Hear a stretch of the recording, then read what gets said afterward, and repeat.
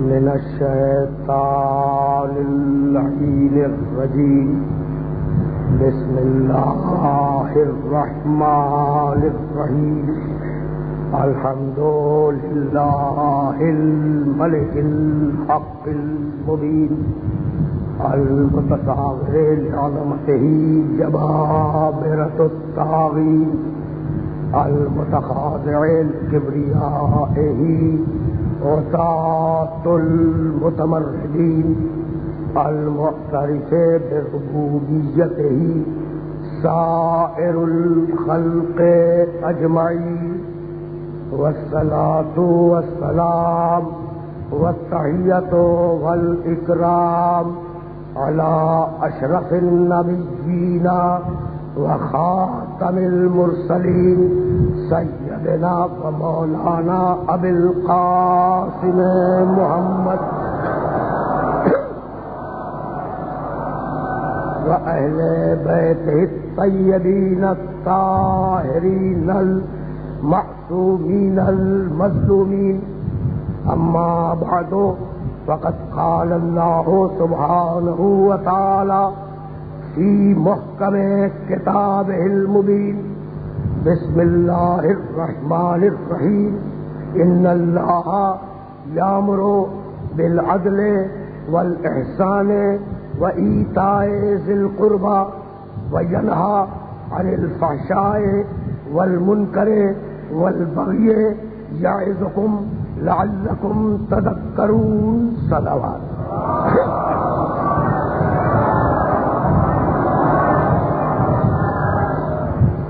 عزیزان محترم، اس آیہ مبارکہ میں یہ اعلان کیا گیا کہ ان اللہ یامر بالعدل، اللہ پوری انسانیت کو عدل کا حکم دیتا ہے. دوسرے مقام پر پروردگار نے اسی مفہوم کو اس طریقے سے ادا فرمایا کہ وَإِذَا حَكَمْتُمْ بَيْنَ النَّاسِ أَن تَحْكُمُوا بِالْعَدْلِ، اے انسانوں، اے لوگوں، جب لوگوں کے درمیان اور انسانوں کے درمیان فیصلے کرو تو فیصلوں کو عدل پر قائم رکھو. پھر اسی سورے میں آواز دی کہ اعدلوا هو اقرب للتقوى، دیکھو عدل کرتے رہنا، پوری زندگی عدل پر گزرے، اس لیے کہ عدل ہی تقوی سے قریب ہے. قرآن نے آواز دی کہ ان اللہ یحب المقسطین واللہ یحب المقسطین، اللہ عدل کو دوست رکھنے والوں کو دوست رکھتا ہے، اللہ عدل کو پسند کرنے والوں کو پسند کرتا ہے. پھر سورہ آل عمران میں آواز دی کہ کسی عالم کو، کسی دانشور کو ہماری توحید کی گواہی کا حق نہیں ہے مگر اسے جو صاحب عدل ہو. شہد اللہ انہ لا الہ الا ہو والملائکۃ واولو العلم قائما بالقسط لا الہ الا هو العزیز الحکیم. ہم نے فقط ان لوگوں کو اپنی توحید کی گواہی کی اجازت دی ہے جو ایسے عالم ہو جو عدل کے اوپر قائم ہو. تو در حقیقت عدل حق اور فرض کے توازن کا نام ہے. کوئی انسان ایسا نہیں ہے جس کا معاشرے میں کوئی حق نہ ہو، اور کوئی انسان ایسا نہیں ہے جس کا معاشرے میں کوئی فرض نہ ہو. ساری دنیا میں جو ٹکراؤ ہے، جو تصادم ہے، جو جھگڑا ہے، جو جنگ ہے معاشرے کے درمیان، ملکوں کے درمیان، قوموں کے درمیان، انسانوں کے درمیان، سارے جھگڑے فقط اس لیے ہیں کہ ہر ایک اپنا حق مانگتا ہے لیکن کوئی شخص اپنا فرض ادا کرنے کے لیے تیار نہیں ہے. سورہ واللیل میں آواز دی ان علینا للہدی وان لنا للآخرۃ والاولی.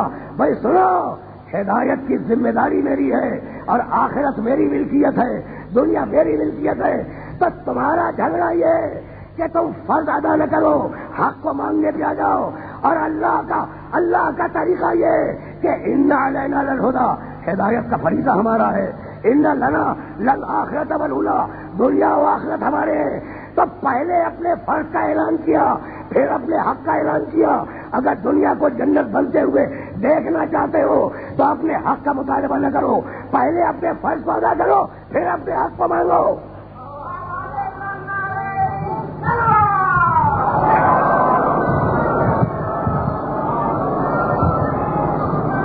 ان علینا للہدی وان لنا للآخرۃ والاولی، ہدایت کی ساری ذمہ داریاں ہماری ہیں، کسی اور کو حق نہیں ہے ہدایت کرنے کا، تو مالک ہدایت کیوں کرنا چاہتا ہے؟ پھر ایک مرتبہ آواز دی، افحسبتم انما خلقناکم عبثا وانکم الینا لا ترجعون، کیا تم یہ سمجھتے ہو کہ ہم نے تمہیں عبث خلق کیا ہے، ہم نے تمہیں بے مقصد خلق کیا ہے اور تم ہماری طرف واپس نہیں آؤ گے؟ تمہیں ایک مقصد کے تحت خلق کیا گیا ہے اور تمہیں ہماری بارگاہ میں واپس آنا ہے۔ تو مقصد تخلیق انسانی کا بتلا دینا ہی ہدایت تھا، تو پروردگار اب اتنا اور بتلا دے کہ ہدایت کون کرے۔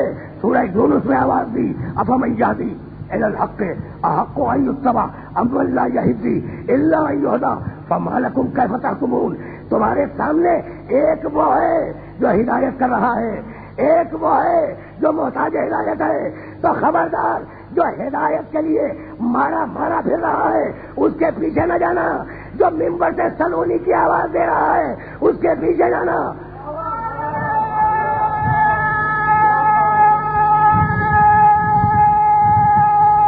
یہ سبب ہے کہ پورے قرآن مجید میں جب قرآن پہ بات کی ہے تو قرآن کو کتاب ہدایت کہا۔ قرآن شروع ہوا بسم اللہ الرحمن الرحیم، الف لام میم ذالک الکتاب لا ریب فیہ ھدی للمتقین، یہ کتاب ہدایت ہے صاحبان تقوی کے لیے۔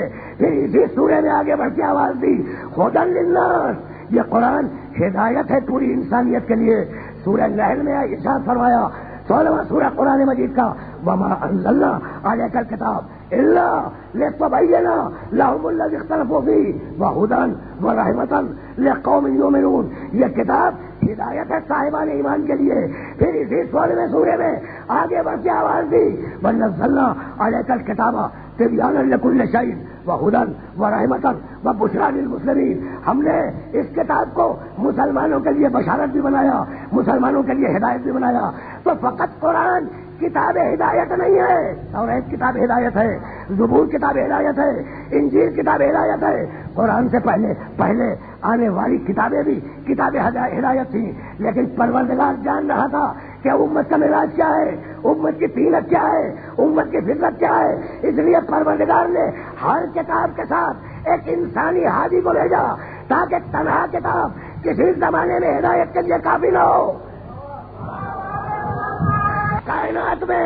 کائنات میں دو قسم کی ہدایتیں چلی، ایک وہ ہدایت جو پوری کائنات میں طاری ہے، ایک وہ ہدایت جو پوری کائنات میں جاری و ساری ہے، دوسری وہ ہدایت جو انسانوں کے ذریعے کرتا ہے۔ سورہ طٰہٰ میں آواز دی جب فرعون کے دربار میں موسیٰ نے رب العالمین کا پیغام پہنچایا تو ایک مرتبہ فرعون نے پوچھا فمن ربکما یا موسیٰ، موسیٰ تمہارا رب کون ہے؟ 49 اور 85 آیت موسیٰ نے کہا ربنا الذی خلق کل شیء ثم ہدی، میرا رب وہ ہے جس نے کائنات کی ہر شے کو خلق کیا اور کائنات کی ہر شے کی ہدایت کی۔ اسی بات کو سورہ اعلیٰ کے آغاز میں کہا گیا بسم اللہ الرحمن الرحیم سبح اسم ربک الاعلی الذی خلق فسوی والذی قدر فہدی، تسبیح کرو اپنے رب اعلیٰ کی، اپنے رب کے نام کی تسبیح کرو جس نے خلق کیا، جس نے ٹھیک بنایا، جس نے ہدایت کی، جس نے تقدیر معین کی۔ تو ایک وہ ہدایت ہے جو پوری کائنات میں ہے اور ایک وہ ہدایت ہے جو فقط انسانوں کے لیے ہے۔ الم نجعل لہ عینین ولسانا وشفتین وہدیناہ النجدین، کیا ہم نے انسان کو آنکھیں نہیں دی؟ کیا ہم نے انسان کو کان نہیں دیے؟ کیا ہم نے انسان کو عقل نہیں دی؟ کیا ہم نے انسان کو شعور نہیں دیا؟ کیا ہم نے انسان کو حق اور باطل کے راستے کی ہدایت نہیں کر دی؟ وَنَفْسٍ وَمَا سَوَّاهَا فَأَلْهَمَهَا فُجُورَهَا وَتَقْوَاهَا، ہم نے تمہارے نفس میں، ہم نے تمہاری طینت میں، ہم نے تمہارے باطن میں فسق و فجور کی صلاحیت بھی رکھی، تقوی کی صلاحیت رکھی، لیکن تمہیں مجبور نہیں کیا، تم مختار ہو، چاہو ہدایت قبول کرو، چاہو ہدایت سے انکار کر دو۔ سورہ حلقہ میں آواز دی بسم اللہ الرحمن الرحیم حلقہ علی الانسان حین من الدہر لم یکن شیئا مذکورا انا خلقنا الانسان من نطفۃ امشاج نبتلیہ فجعلناہ سمیعا بصیرا انا ہدیناہ السبیل اما شاکرا و اما کفورا، ہم نے اپنے دین کی ہدایت کر دی، ہم نے اپنے راستے کی ہدایت کر دی، ہم نے اپنی شریعت بتلا دی، اب چاہو تو قبول کرو، چاہو تو ٹھکرا دو۔ دیکھو ہماری بارگاہ میں بہت توجہ رکھنا، عدل ہدایت کے لیے ہدایت امتحان کے لیے ہماری بارگاہ میں جب آؤ گے تو ہم تمہیں بغیر امتحان کے قبول نہیں کریں گے. احسب الناس ان یترکوا ان یقولوا آمنا وهم لا یفتنون ولقد فتنا الذین من قبلہم. کیا انسان یہ گمان کرتے ہیں کہ ہم انہیں اس لیے چھوڑ دیں گے کہ وہ اپنی زبان سے کہتے ہیں کہ ہم ایمان لائے؟ نہیں، ہم کسی انسان کو زبانی کلمے پہ نہیں چھوڑیں گے، زبانی دعوی ایمان پہ نہیں چھوڑیں گے. لقد فتنا الذین من قبلہم. ہم نے پچھلوں کا بھی امتحان لیا ہے، ہم نے پچھلوں کا بھی امتحان لیا ہے، ہم اگلوں کا بھی امتحان لیں گے، ہم غائب کا بھی امتحان لیں گے، ہم حاضر کا بھی امتحان لیں گے. تو امتحان ہے مقصد تخلیق انسانی. ایک مرتبہ پروردگار نے آواز دی بسم اللہ الرحمن الرحیم تبارک الذی بیدہ الملک وہو علی کل شیء قدیر الذی خلق الموت والحیات لیبلوکم ایکم احسن عملا. ہم نے موت کو پیدا کیا، ہم نے حیات کو پیدا کیا تاکہ ہم تمہارا امتحان لیں کہ تم میں بہترین عمل کرنے والا کون ہے. تو مقام امتحان سے کوئی بھاگ نہیں سکتا، مقام امتحان سے کوئی بچ کے نہیں جا سکتا. دنیا میں اللہ نے جو بھی فضیلت دی وہ امتحان کے بعد دی، جو بھی شرف عطا کیا وہ امتحان کے بعد دیا، جو مرتبہ عطا کیا وہ امتحان کے بعد دیا، جو درجہ عطا کیا وہ امتحان کے بعد دیا. جب آدم کے سامنے حابیل کا خون بہہ گیا، جب آدم کو صفی اللہ کا لقب ملا، جب نوح کے سامنے نوح کا بیٹا ہلاک ہو گیا، جب نوح کو نجی اللہ کا لقب ملا، جب ابراہیم نے اپنے بیٹے کو تحت تیغ رکھ دیا، جب خلیل اللہ کا لقب ملا، جب موسیٰ نے طور کی سختیاں برداشت کر لی، جب انہیں کلیم اللہ کا لقب ملا، جب عیسیٰ کو دنیا اپنے خیال خواب میں دار کی بلندیوں تک لے گئی، جب عیسیٰ کو روح اللہ کا لقب ملا، تو کوئی صفی اللہ تھا، کوئی نجی اللہ تھا، کوئی خلیل اللہ تھا، کوئی روح اللہ تھا، کوئی کلیم اللہ تھا، کوئی ذبیح اللہ تھا. ہر نبی کے امتحان کا عنوان دوسرے نبی کے امتحان کے عنوان سے الگ ہے. ہر نبی کے امتحان کا سبجیکٹ دوسرے نبی کے امتحان کے سبجیکٹ سے الگ ہے. کسی کے سامنے اس کا بیٹا مارا گیا، کسی کو صبر کی تکلیف ہوئی، کسی کی اولاد اگر ماری گئی تو اس نے صبر کیا، کسی نے ہجرت کی تو صبر کیا، کسی کا مال چھین لیا گیا صبر کیا، کسی کو مریض کیا گیا صبر کیا. تو ہر ایک کا امتحان دوسرے کے امتحان سے الگ تھا. آدم کسی اور سبجیکٹ میں امتحان لیا گیا، نوح کسی اور عنوان میں امتحان لیا گیا، ابراہیم کسی اور موضوع میں امتحان لیا گیا. بھائی بہت توجہات مبذول رہے، اسی لیے ہر ایک کا لقب الگ ہے نا. کوئی صفی اللہ ہے، کوئی نجی اللہ ہے، کوئی خلیل اللہ ہے، کوئی ذبیح اللہ ہے، کوئی کلیم اللہ ہے، کوئی روح اللہ ہے. لیکن کوئی ایسا اگر نظر آ جائے جو سارے عنوانات میں امتحان دے،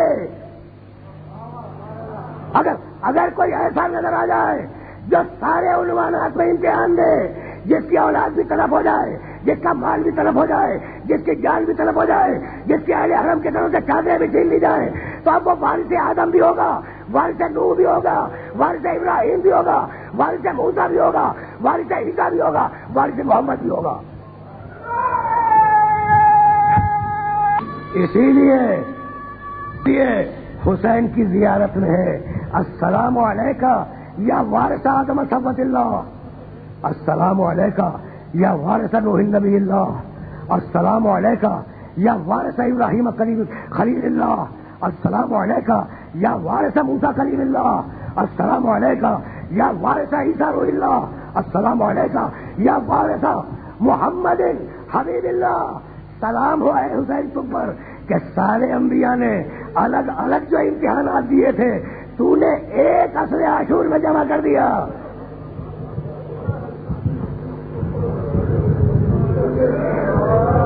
اجرکم اللہ، اجرکم اللہ.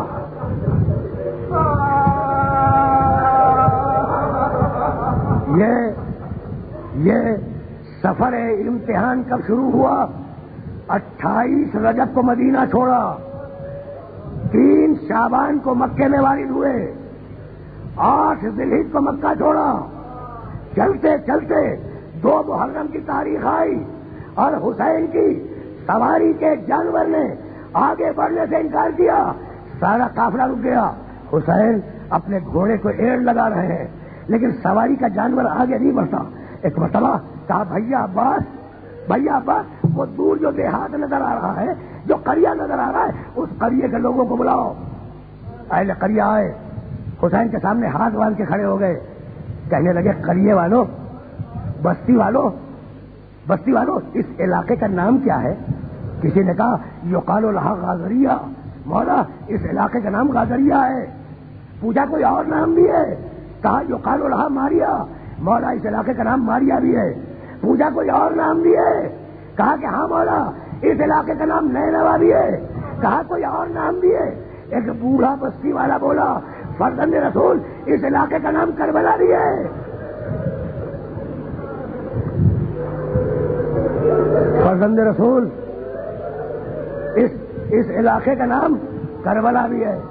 بس یہ سننا تھا کہ میرے مولا نے کہا، بھائی میرے مولا کے جملے سننا، انا للہ و انا الیہ راجعون، واللہ ہذہ ارض کرب و بلائے، ہاں ہونا تسفک دماؤنا، ہاں ہونا تذبح اطفالنا، ہاں ہونا تذبح حریمنا۔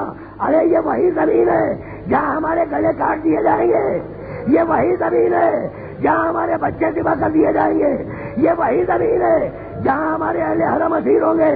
عباس اب رکنے کا انتظام کرو، عباس اب رکنے کا انتظام کرو۔ قافلہ اترا، خیمے لگے، بیویاں محملوں سے اتری، خیموں میں گئی۔ جب شہزادی زینب اپنے خیمے میں جا رہی تھی تو ان کی گود میں سکینہ تھی۔ جیسے ہی اپنے خیمے میں بیٹھی ایک زرد غبار اڑا اور آ کر سکینہ کے بالوں پہ گرا، کہنے لگی فضہ ذرا بھائی کو تو بلانا۔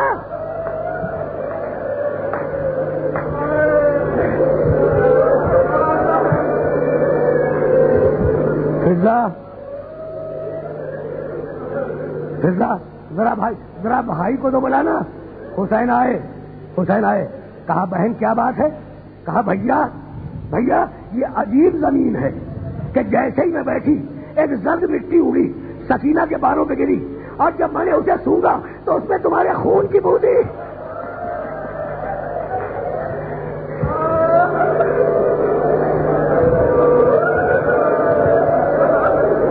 اجرکم اللہ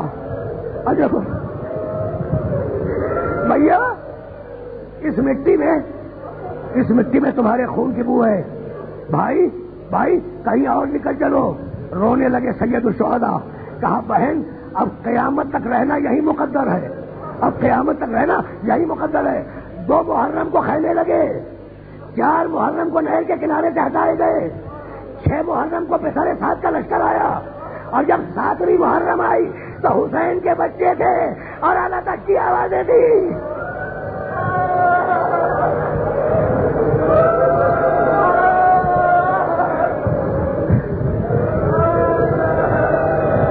ساتویں محرم گزری،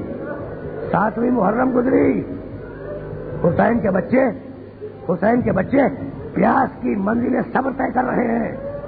8ویں محرم گزری، 9ویں محرم گزری، وہ رات آئی جس کا اندیشہ زینب کو مدینے سے تھا۔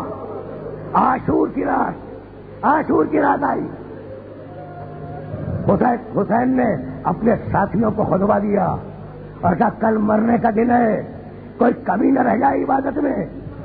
حسین کے ساتھی اپنے اپنے خیموں میں گئے، عبادتوں میں مشغول ہوئے۔ جب عبادتوں سے فارغ ہوئے تو کسی نے اپنی تلوار نکالی، کسی نے اپنا خنجر نکالا، کسی نے اپنا تبر نکالا، اس کی صفائی کرنے لگے، اس میں سیکل دھرنے لگے۔ ہلال ابن نافع حسین کا ایک صحابی ہے، وہ ایک مرتبہ اٹھ کر حسین کے خیمے کے دروازے کے پیچھے بیٹھ گیا۔ وہ کہتا ہے کہ جب آدھی رات گزر گئی تو ایک مرتبہ مولا اپنے خیمے سے نکلے اور چلے میدان کی طرف، میں ان کے پیچھے پیچھے چلا۔ ایک مرتبہ حسین نے میری آنکھ محسوس کی۔ اجرکم اللہ۔ ہلال ابن نافع کہتا ہے کہ میں حسین کے پیچھے پیچھے چلا، حسین نے میرے قدموں کی آہٹ محسوس کی، مڑ کے پوچھنے لگے آنے والا کون؟ میں نے کہا آپ کا خادم ہلال۔ کہا ہلال اس وقت تم میرے ساتھ کیوں آ رہے ہو؟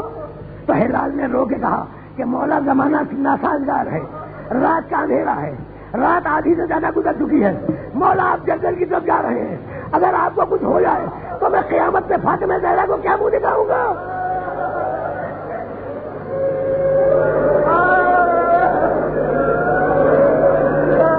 کہا اچھا ہلال،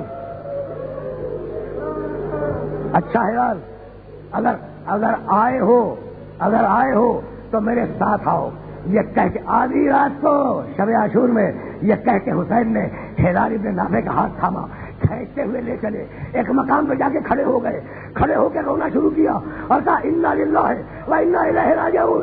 کہا ہلال اس زمین کو پہچانتے ہو؟ کہا نہیں مولا۔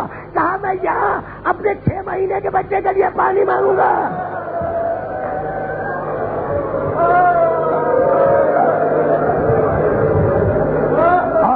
اور آگے بڑھے ایک مقام پہ کھڑے ہو گئے، کہا ہلال اس زمین کو پہچانتے ہو؟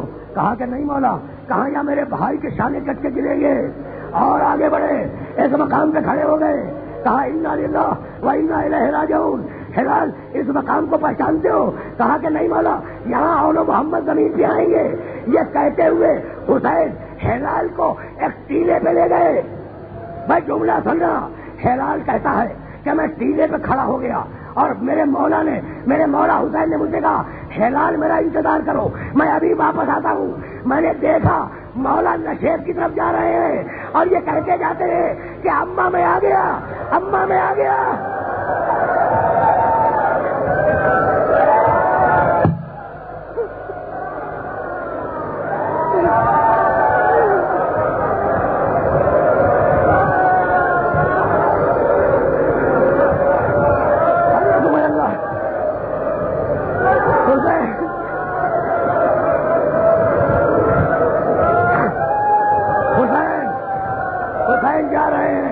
حسین جا رہے ہیں، سنو جملے سنو۔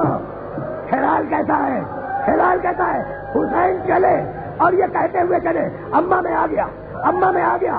ہلال کہتا ہے کہ اب جو میں نے چاندنی میں غور سے دیکھا تو کوئی سیاہ پوچھ بھی نہیں اپنے بالوں سے مقصد کی زمین کو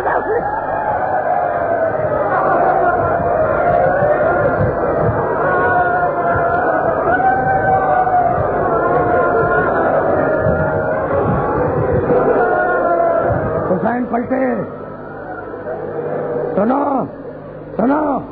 حسین پلٹے، ہلال ابن نافع پر لیے ہوئے پلٹے۔ حسین شہزادی زینب کے خیمے میں چلے گئے، ہلال دروازے پہ بیٹھ گیا۔ شب عاشور کی بات کر رہا ہوں، ابھی میں شام غریبہ تک نہیں پہنچا۔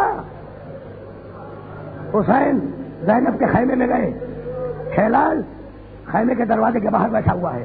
بھائی بہن میں گفتگو شروع ہوئی، بھیا کل کا کیا ٹھہرا؟ کہا بہن جنگ ہوگی۔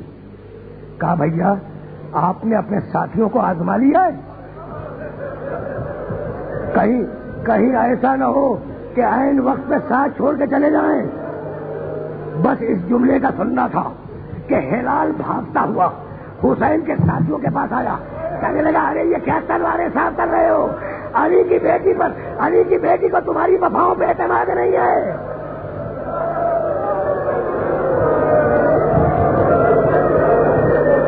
اجرکم اللہ۔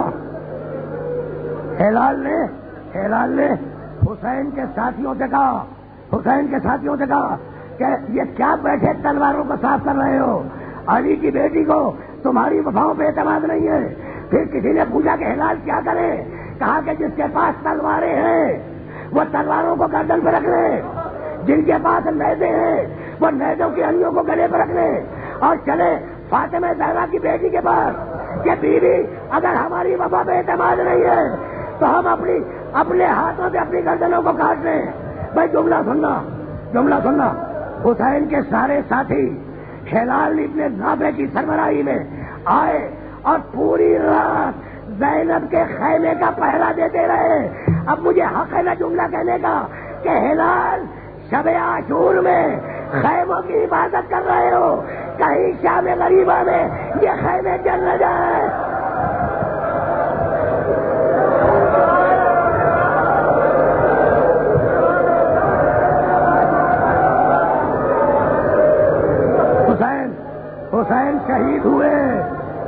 شام غریبہ میں یہ خیمے جل نہ جائیں.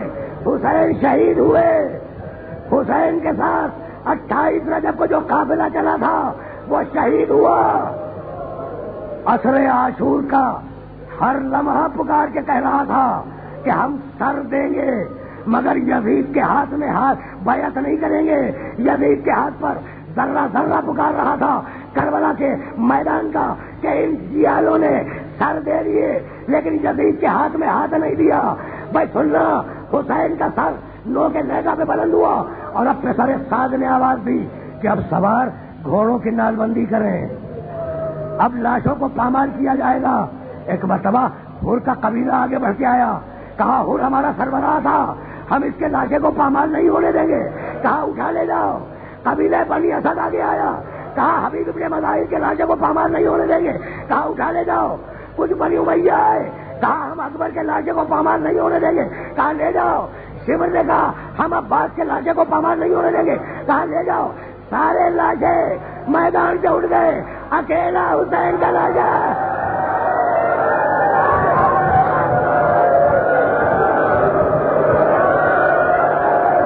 اجرکم اللہ، اجرکم اللہ.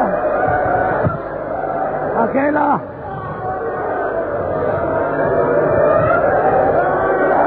اکیلا حسین کا لاشا تھا. گھوڑے دوڑ رہے تھے. شہزادی زینب مدینے کی طرف رخ کر کے کہہ رہی تھی کہ نانا آپ کے جنازے پر فرشتوں نے نماز پڑھی تھی، یہ آپ کا نوازا حسین ہے جس کے جسم پہ گھوڑے دوڑ رہے. اجرکم اللہ، اجرکم اللہ. پامالی ہوئی، پامالی ہوئی. جب پامالی ہو گئی نا تو ایک مرتبہ سورج ڈوبا، شام غریبہ آئی. یہ فقط غریبوں کی شام نہیں ہے، یہ بیواؤں کی شام ہے، یتیموں کی شام ہے، لاوارثوں کی شام ہے، ان بیویوں کی شام ہے جن کے سروں سے چادریں چھینی گئی. یہ سکینہ کے زخمی کانوں کی شان ہے. اجرکم اللہ، اجرکم اللہ. بس تم نے گریہ کیا، تم نے گریہ کیا. اب آخری جملہ سنو، آخری جملہ. غریبوں کی شام آ گئی، یتیموں کی شام آ گئی، بیواؤں کی شام آ گئی، لاوارثوں کی شام آ گئی. اہل حرم جلے ہوئے خیموں کے درمیان بھوکے پیاسے بیٹھے. مجلسی بہار الانوار میں لکھتے ہیں کہ ایک مرتبہ فاطمہ زہرا کی پوری گلی فضہ جلے ہوئے خیموں سے باہر آئی، ریت پہ تیمم کیا، 2 رکعت نماز پڑھی اور کہا مالک تیرے رسول کی اولاد بھوکی مر جائے.